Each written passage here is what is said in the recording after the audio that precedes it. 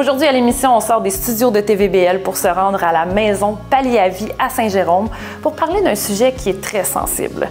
On parle des soins de fin de vie et des soins palliatifs. Je vais m'entretenir avec un couple qui passe les différentes étapes du deuil suite au cancer de la conjointe.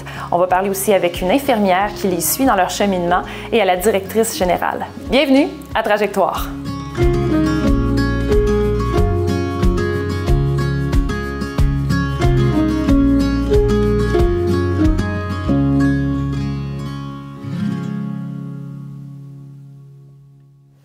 Bonjour Yanni, merci de nous accueillir ici au centre palliatif de Palliavie. Ça me fait plaisir de vous accueillir. Toi, tu es directrice générale du centre Palliavie et aussi de la fondation. Oui, je suis directrice générale de Palliavie, qui est dans le fond un grand chapeau, un grand groupe, et de la fondation Palliavie. Donc, avec 2 conseils d'administration, 2 organismes à but non lucratif. Donc, Palliavie, qu'est-ce que c'est? Oui, c'est ça. Palliavie, qu'est-ce que c'est? Parce que dans le titre Palliavie, mais c'est des soins de fin de vie, c'est ça? Tout à fait. Donc c'est pour aider les gens à peut-être mieux passer cette étape-là. Dans Palliavie, il y a 2 organismes distincts, mais qui se rejoignent. OK. On a les services d'accompagnement. Ce sont des services d'accompagnement pour des personnes atteintes de cancer, de maladies dégénératives à issue terminale, qui sont accompagnés, et des personnes endeuillées aussi. On s'occupe des personnes proches aidantes. Ce sont des services qui sont donnés aux personnes atteintes de cancer, maladies dégénératives à issue terminale, à n'importe quel stade de la maladie, pour les accompagner.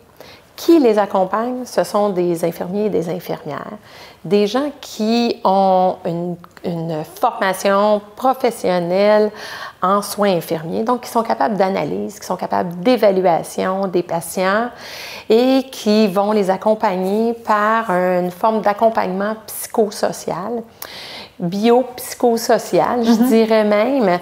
Ils ne font pas de soins physiques. On laisse ça aux entités qui sont capables de le faire au sein même du réseau. Oui. Donc, nous, c'est de l'accompagnement pour ces gens-là et on accompagne les proches. On accompagne également donc les personnes endeuillées.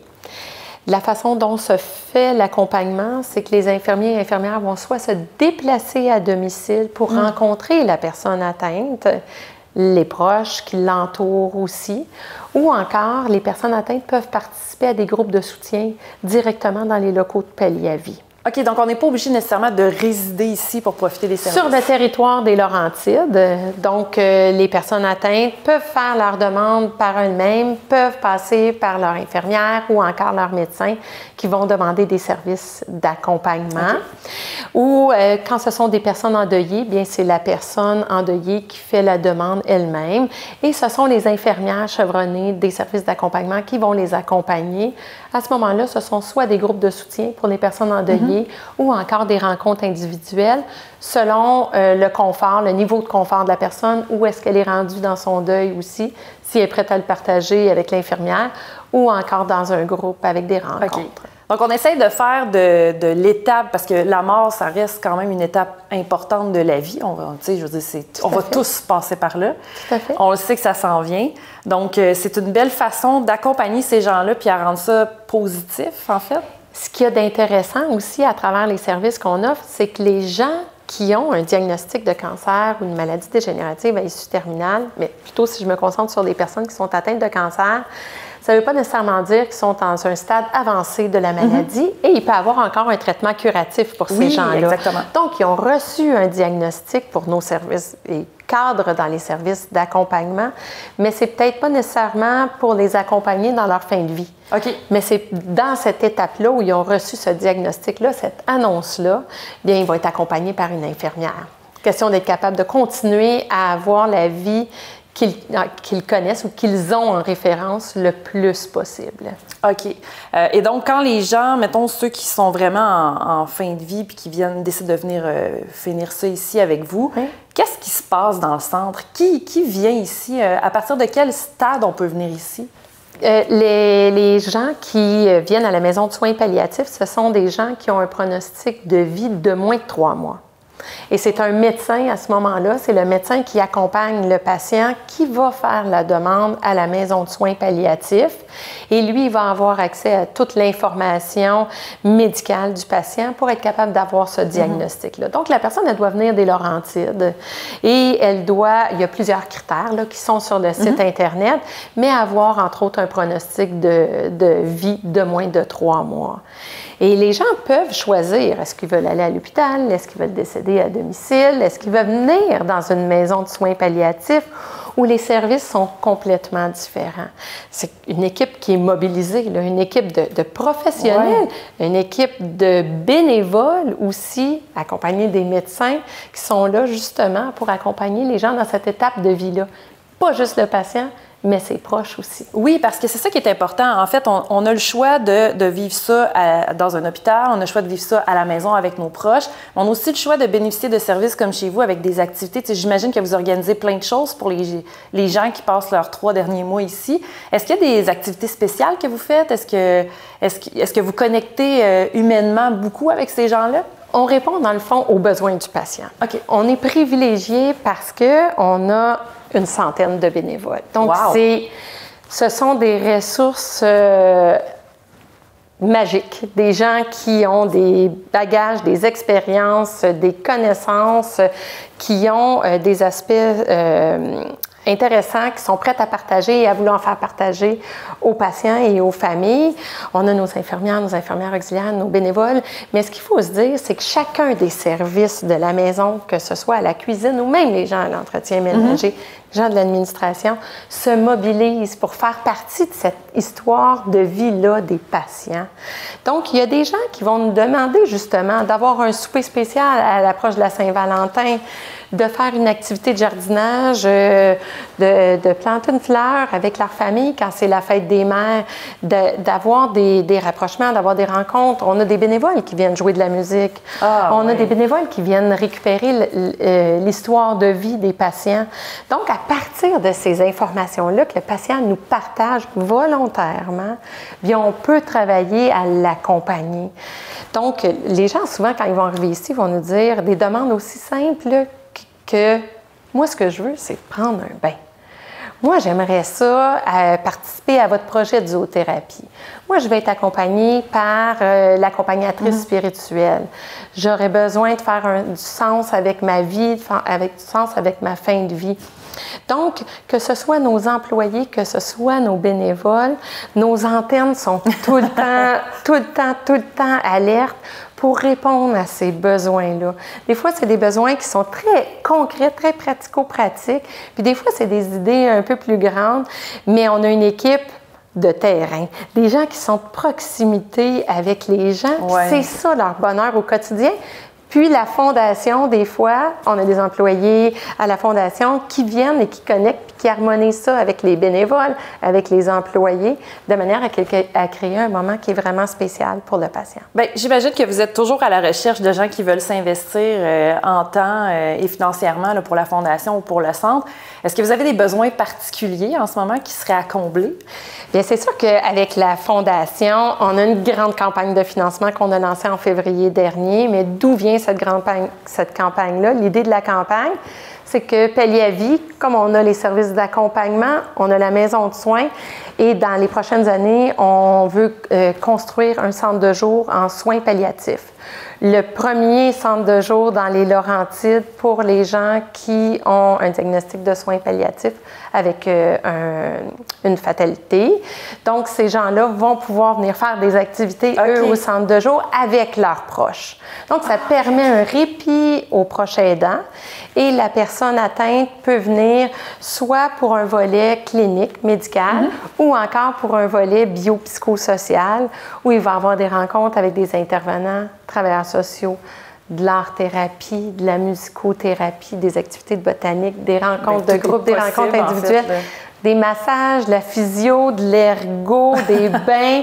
Donc, je peux en nommer des activités, mais en même temps, une fois que le centre de jour va être construit, on va être encore plus à même de pouvoir adapter nos services. Mais le grand projet est approuvé par le ministère de la Santé et des Services sociaux et devrait voir son ouverture fin 2025, début 2026. Wow! Mais d'ici là, c'est notre campagne de financement avec la Fondation, une campagne de 5 millions pour la construction du centre de jour, puis les opérations pour les premières années, parce que c'est un projet qui est novateur. Il y a très, très peu de centres de jour au Québec en soins palliatifs. Ouais, vraiment. 6 ou 7 centres de jour, alors qu'il y a déjà 37, 38 maisons même au Québec.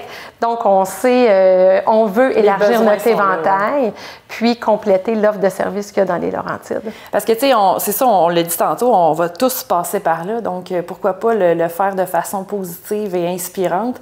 Est-ce qu'il y a des projets créatifs ou des projets avec des résidents, justement, qui se sont passés dernièrement puis qui ont été marquants pour toi? Ça fait 10 ans que je suis à Palliavie, donc c'est sûr qu'on se laisse aller au gré des demandes des patients. Il y en a qui veulent faire des voyages, ils veulent faire de la réalité virtuelle, il y en a qui veulent faire de l'art, il y en a qui veulent écrire des lettres, laisser un legs à leur famille. Il y en a qui sont encore en forme quand même quand ils arrivent ici. On a vu des gens qui ont prêté main forte dans le jardinage, il y a des gens qui ont prêté leur voix justement pour partager ce qu'ils vivaient ici. Donc il y en a qui ont prêté leur plume aussi pour partager leur séjour à la maison de soins. Donc, nous, c'est d'être attentifs, puis de contribuer et d'être là pour accompagner ces gens-là dans ce moment de la vie. Là, on parle beaucoup des activités et tout ça, mais concrètement, le centre, ça ressemble à quoi? Quand on habite ici, on a une chambre à soi? La maison de soins palliatifs a 12 chambres. Donc, la maison de soins palliatifs est financée à 50 % par le ministère de la Santé et des Services sociaux. L'autre 50 %, c'est grâce à la Fondation qui, elle, organise différentes activités de financement pendant l'année, que ce soit notre activité Mysterium au printemps, notre tournoi de golf, notre marche, la vente de poinsettias à la période des fêtes. Donc, il faut quand même que la Fondation puisse aller chercher 1,2, 1,3, 1,4 millions annuellement. Oui, c'est beaucoup d'argent quand même, hein? C'est beaucoup de sous. On a des gens mobilisés, on a des gens qui travaillent pour Palliavie pour s'assurer que les opérations puissent se poursuivre, que cette contribution-là aux histoires de vie des gens qui sont ici puisse continuer. Donc, 12 patients, environ 225 personnes par année qui peuvent y séjourner et qui restent en moyenne 17-18 jours à la maison de soins. Accompagnés de leurs proches, bien sûr. Donc, ils ont leur chambre à eux, leur famille peut demeurer sur place. OK, donc là, les services sont là autant pour les personnes qui sont en soins palliatifs que leur famille. Donc, ça peut être une belle façon de terminer le grand voyage de la vie en étant super bien accompagné. Là. Tout à fait, de passer du temps avec leurs proches et que chacun reprend son rôle de proche aidant et non de soignant. Oui, exactement. Donc, peut-être plus célébrer la vie que souligner le départ de quelqu'un. On les accompagne dans cette étape-là de leur vie. Oui, tout à fait. Merci beaucoup. Écoute, je pense qu'on a vraiment beaucoup de belles choses qui peuvent ressortir d'un endroit comme ça. Puis j'espère vraiment que vos projets vont se concrétiser de la bonne façon. Avec assurance. Merci. Bonjour à vous trois. Merci beaucoup de votre générosité. Je sais que c'est un sujet qui est quand même assez sensible. Madame Quintin, vous avez été diagnostiquée en 2021 avec un cancer du poumon. Donc, vous êtes ici pour nous parler là, de votre cheminement.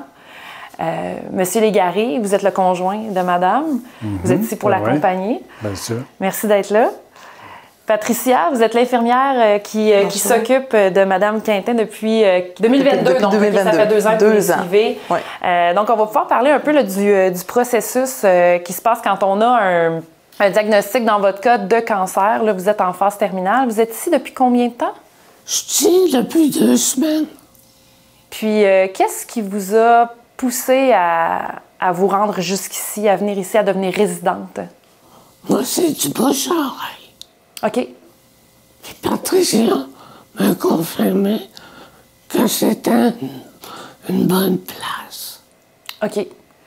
Donc ici, vous avez la possibilité justement d'être avec votre conjoint. Votre conjoint peut passer du temps avec vous, la famille peut venir. Vous, Monsieur Légaré, comment vous trouvez les services ici de Palliavie? En fait, la maison Palliavi, c'est comme une maison. On peut défaire le divan-lit, je peux rester à côté de ma conjointe. Je peux l'accompagner, puis ça n'empêche pas les nombreuses personnes de venir donner des soins à Catherine en tout temps, la nuit. Alors, c'est beaucoup plus facile pour Catherine, puis pour le conjoint aussi, là, parce que elle a un environnement là, qui est formidable, un environnement qui est souhaitable là, pour elle, là, parce qu'elle se sent bien, puis elle se sent vraiment là, aidée de toutes parts. Au moins, il leur dit à Catherine tout le temps de ne pas se gêner, vous avez besoin de quelque chose, c'est toujours avec le sourire, puis vraiment, Catherine, je pense qu'elle est bien. Hein? Ah oui, je suis vraiment bien ici. Qu'est-ce que vous aimez le plus à la maison Palliavi? Il y a plein de choses. Moi, ça, l'extérieur, c'est ma télévision. C'est vrai, c'est vrai. Avec des oiseaux, c'est ma télévision. Les gens ici me disent pas, ils me disent, tu n'écoutes pas la télévision. Non, je l'ai là. Alors, on a un bain tourbillon. Et juste ça, là, ça valait le coup d'essayer ça. J'adore ça. En fait, c'est comme un centre de vacances. Vous avez la plus belle vue du monde, vous êtes entouré des gens que vous aimez. Catherine voulait venir ici, c'était son premier choix, mais il y a tout le service d'accompagnement qui nous a aidés avec Patricia d'une façon incroyable. Je pense que si Patricia n'avait pas été là, on aurait eu beaucoup plus de difficultés. Ah oui? Ah oui, bien c'est important de le dire parce que, tu sais, on en a parlé avec la directrice générale, il y a beaucoup de services à Palliavi, mais c'est les soins de fin de vie, puis avoir un diagnostic de cancer, déjà, c'est lourd. C'est très difficile pour la personne qui le vit, mais aussi pour l'environnement immédiat comme vous, qui doit ajuster sa vie en fonction des nouveaux besoins de Catherine. Donc, Patricia, toi, quand tu arrives dans le décor, qu'est-ce que tu fais en tant qu'infirmière? Moi, en fait, je suis infirmière au service d'accompagnement. Donc, notre rôle, c'est vraiment de venir soutenir la personne atteinte, le proche aidant, et on offre également des services pour les jeunes, donc qui sont autant proches aidants, donc qui vivent la maladie. Donc, nous autres, notre rôle, c'est vraiment de venir les soutenir, donc de vraiment leur apporter une écoute. Donc, à l'intérieur de leurs besoins. Donc, de venir répondre du mieux qu'on peut là, pour les soutenir, puis pour les aiguiller un peu. Donc, vers le choix également, là, que le patient souhaite avoir. Donc, il y en a que c'est la maison de soins PAL, il y en a que c'est à domicile, tout dépendamment. Donc, on va vraiment les accompagner selon leurs besoins. Donc, on est là à l'écoute. C'est dès le diagnostic, en fait. À partir du diagnostic. C'est ça, quand on sait qu'on a un diagnostic, nécessairement, on fait des traitements. Tu sais, avant d'arriver ici, il y a un paquet d'étapes. Donc, Patricia, tu es là tout au long de ces étapes-là. Tout au long pour répondre à leurs questions, à leurs inquiétudes. Donc, moi, dans le cadre de Catherine, je l'accompagne depuis février 2022. Puis, c'est ça, dans les traitements, soutenir André également. Puis même avant l'admission, on leur expliquait un peu comment ça va se passer à la maison. Parce qu'ils vont reprendre leur rôle de conjoint ou proche aidant différemment, là. Tu sais, quand ils sont à domicile, ils ont d'autres chapeaux. Oui. Donc, tu sais, gérer la médication. Donc, il y a tout un rôle de gestion qui se fait à domicile qu'un coup rendu ici à la maison, ça prend une autre tournure. Donc, il peut prendre son rôle de conjoint seulement et uniquement auprès de Catherine. Donc, oui, puis j'aime ça. J'imagine que c'est ça qui a fait la différence. Si vous dites que vous vous sentez accompagné, pour vous, c'est vrai, ça change la vie, c'est sûr. C'est ça. L'accompagnement s'est fait depuis le début avec Patricia. Ça aide à se replacer dans le contexte difficile, dans le contexte familial aussi qui était difficile, dans le contexte d'une nouvelle planification de vie. Hein? Oui. On ne sait pas là, où est-ce qu'on s'en va exactement. On a des traitements, on a des bonnes nouvelles, ça fonctionne, mais on sait que éventuellement, ce genre de cancer-là va probablement aboutir à ce qu'on sait aujourd'hui. Mais tout au long du cheminement, c'est une étape cruciale là, aussi là, qui était à prime abord avec Patricia, pour nous situer puis nous aider aussi à se situer nous-mêmes. Là. Oui. Ensuite de ça, on est, en tout cas moi, puis je pense que Catherine aussi, là, on n'est vraiment pas déçus.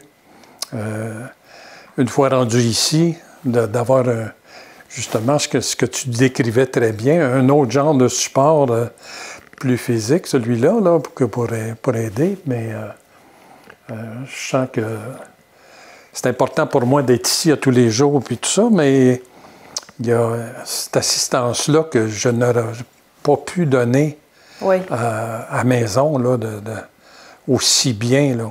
Bien, Patricia le dit, en fait, vous pouvez redevenir le conjoint. Exact, c'est ça. Catherine, est-ce que vous avez l'impression d'avoir retrouvé votre conjoint?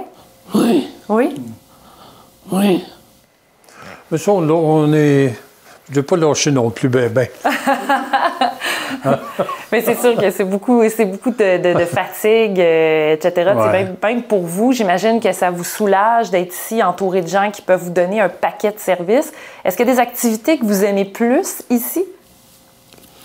Ici, j'aime beaucoup le petit chien, la zoothérapie. Ah oui, la zoothérapie, là. Ouais, la danse.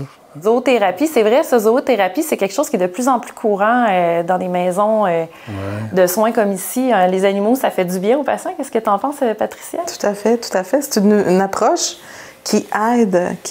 Puis la même chose, si on a des animaux à domicile, mais qui ne peuvent pas nécessairement pouvoir venir à la maison, bien, à ce moment-là, on vient combler ce besoin-là. Tu sais, d'être vraiment à l'écoute de ce que le patient souhaite avoir. C'est super important. J'ai entendu tantôt, tu disais, tu sais, il y a plein de services qui sont donnés aux personnes qui ont des diagnostics de cancer. Tu sais, on commence souvent avec, à l'hôpital et tout ça. Après ça, on passe à la maison à cause des traitements. Tu sais, c'est très difficile. Quand on arrive dans des maisons comme ici, on passe encore une autre étape. Mais il y a aussi l'après. Tu sais, l'après le départ de la personne qu'on aime, après le départ du résident ici. Il y a des choses qu'il faut préparer. Est-ce que vous êtes impliqué dans ce processus-là? Tout à fait. Un coup, le passage à la maison de soins PAL, on va continuer d'accompagner donc les membres de la famille donc, à traverser le deuil suite au départ de leurs proches. Donc, on offre le soutien de deuil et via les groupes de deuil également. Puis donc, on accompagne des jeunes enfants et des adultes également, là. Donc, oui, c'est un service qui est offert, qui est très apprécié. Parce qu'il n'y en a pas beaucoup d'endroits. J'imagine que pour vous, ça doit être difficile quand même d'en parler. Difficile, oui. Je trouve que dans ce cas-ci, il y a un bel accompagnement. Il y a un accompagnement de l'infirmière, de la maison Palliavi aussi à votre niveau. Mais vous accompagnez votre conjoint dans son deuil qui est à venir, puis vous l'accompagnez dans sa fin de vie. C'est elle qui est importante, là, mais je veux dire... On le voit qu'elle est heureuse. Puis, c'est ça que je veux souligner aujourd'hui parce que les maisons, comme la maison Palliavi, offrent des services. Puis, c'est un peu mystérieux. On ne sait jamais ce qu'on fait dans ce type de maison-là. Mais ce qu'on voit, c'est qu'il y a un accompagnement très humain. Vous, c'est ça qui a fait la différence dans votre vie, là. Vous avez récupéré une portion de votre rôle de conjoint, mais vous êtes aussi pris en charge. Oui. Ça, je me suis senti pris en charge. Effectivement, oui. Patricia, quand elle venait à la maison, elle parlait de Catherine, puis ainsi de suite, puis j'étais content, puis tout ça. Mais à un moment donné, avec Catherine et toi, André. T'sais? Et puis, le sujet était abordé avec Catherine, puis quelquefois tout seul avec moi, puis c'est ça. Je pense que l'ouverture est grande. L'ouverture de cette intervention-là cruciale, je pense. En tout cas, pour nous, ça a été crucial. Puis qu'est-ce qui vous a convaincu, parce que là, vous avez passé quand même du temps à la maison, qu'est-ce qui vous a convaincu de faire le choix de venir ici? Moi, ça a été la chimio. La chimio, OK. La dernière chimio que je n'étais plus capable de prendre. C'était trop. Mais Oui. avec tout ce qu'on avait lu, avec ce qu'on avait Ce qu'on avait discuté, regardé, ce qu'on tout à avait regardé, puis tout ça, Catherine, c'est elle qui a fait le choix. J'ai Et dit à puis, mon c'était oncle, ici. OK, OK. Ah ouais. Donc, c'est vous, vous avez décidé que c'était assez. oui. J'ai dit à mon C'est dans ce oncle, sens-là, là, OK. OK. là, it's too much for me. Vous étiez prête à préparer votre départ, c'est ça? Oui. Sauf que mon oncle m'a dit que c'était pour prendre quelques semaines à vivre. Puis là, ça fait Un mois. un mois. Puis plus ça va, mieux ça va. Ben ça, c'est parfait. On profite de chaque journée. On profite, oui, On en profite, oui. au maximum. Mais j'ai toujours été de moi dans les... avec le cancer. Je pensais que ça allait pas bien. Mais non, ça allait bien. Avec les nouveaux médicaments, là, Oui. c'était adapté pour elle. Elle s'était rendue, là, elle marchait 5 km, elle faisait de la Ah, wow. bicyclette. Oui, y a alors quand qu'elle même était beaucoup sur de la progrès. morphine au début. Hein, que Au début, Patricia était ouais. sur la morphine, puis avec le Tagrisso, là, le l'osimertinib, là, c'était adapté pour elle, puis il y a juste 20 des cancers qui peuvent prendre ce médicament-là. Mm-hmm. Ça fait que là, ça fait... malheureusement, le cancer s'adapte. Oui, c'est ce Puis, qu'on... il y a des mutations. Et puis là, elle est passée avec de la chimiothérapie, là, avec l'autre médicament en même temps. Puis, OK. il s'est adapté encore une fois. Et puis, deuxième traitement de chimio, puis celui-là, ben, il n'a pas fait effet. Puis, c'est ça. Puis Catherine était malade, puis a décidé de mettre un terme à ça. Encore une fois, elle a connu ça, la chimio. Son conjoint en a eu, son ex-conjoint, puis... C'est bien difficile Oui. parce que tu restes couché pendant longtemps. Tu restes tellement couché longtemps qu'après, tu as de la misère Oui. à marcher normalement.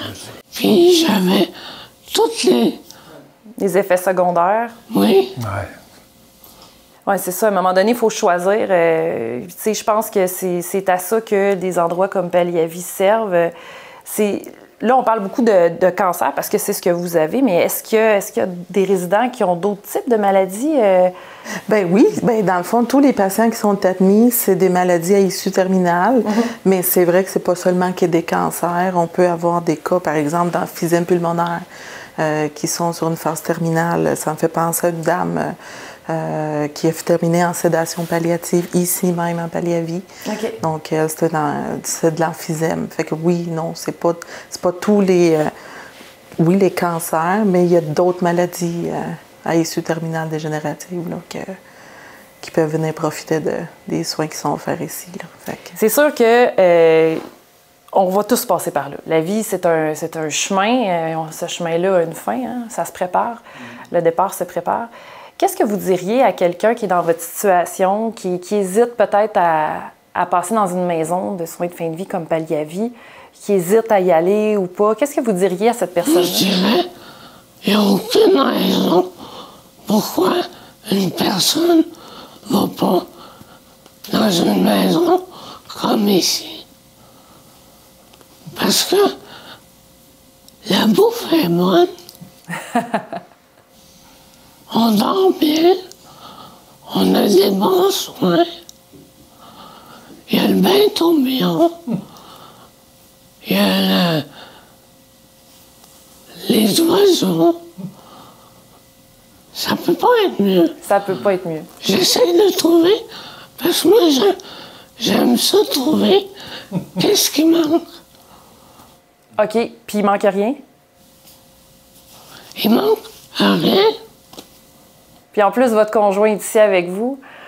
André, quelqu'un qui hésite encore peut-être à s'impliquer aussi, parce qu'il y a beaucoup de bénévoles. On a parlé des bénévoles avec la directrice générale, puis elle disait qu'il y avait plein de gens qui venaient ici donner un paquet de services, donner des soins, donner des ateliers ou toutes sortes de choses. Oui, ça, je trouve ça merveilleux que les gens s'impliquent de cette façon-là. Puis depuis un mois qu'on est ici, là, que j'en vois ça me donnerait peut-être le goût de faire ce genre de choses-là. De vous impliquer à votre tour après? Oui, de m'impliquer, oui. Je trouve que c'est... juste avoir ces gens-là, le sourire, quand ils nous accueillent. On n'est pas les patients, mais on est quand même... vous êtes pris en compte, vous êtes considérés. Pris en compte, oui. Et puis, on est accueillis... moi, je trouve ça admirable, la façon qu'on est accueillis, soit par les bénévoles ou ceux qui travaillent ici. Puis c'est toujours comme facile de discuter. Puis finalement, ben, quand je rentre ici, je m'en viens voir Catherine, puis c'est des beaux bonjours maintenant parce qu'on les côtoie, tu sais. Ouais. Au début, c'est gênant, c'est comme un hôpital. On n'a pas la même relation parce qu'on ne voit jamais le même monde. Ouais. Ici, on les voit, on voit que des nouveaux, c'est des humain. Temporaires. C'est tout le temps très humain. L'échange ici, là, c'est ça le mot-clé, je pense. L'humanité. L'humanité, oui. Oui. Ouais. On peut prendre le temps. On Oui. peut prendre le temps, tu sais, puis c'est le patient, mais dans sa globalité dont on en prend soin. Donc, c'est ça qui est le fun. On a le temps à Palliavi d'être à l'écoute du patient, d'être à l'écoute de ses proches, puis d'offrir les meilleurs soins possibles. Donc, ça a tout un sens. Bien, l'expérience devient quelque chose d'épanouissant aussi. Donc, merci à vous trois. C'est tellement important ce que vous faites. Puis, bon voyage. Bon voyage, Catherine. Merci. Merci de votre générosité. Merci à vous. Si vous avez des questions sur la Fondation Palliavi ou sur la Maison Palliavi, je vous invite à vous rendre sur le site Internet. Et si vous êtes un bénévole, vous voulez donner du temps, vous voulez vous impliquer pour changer la vie des proches aidants et de ceux qui préparent leur grand voyage, bien, je vous invite à aller sur le site web de Palliavi.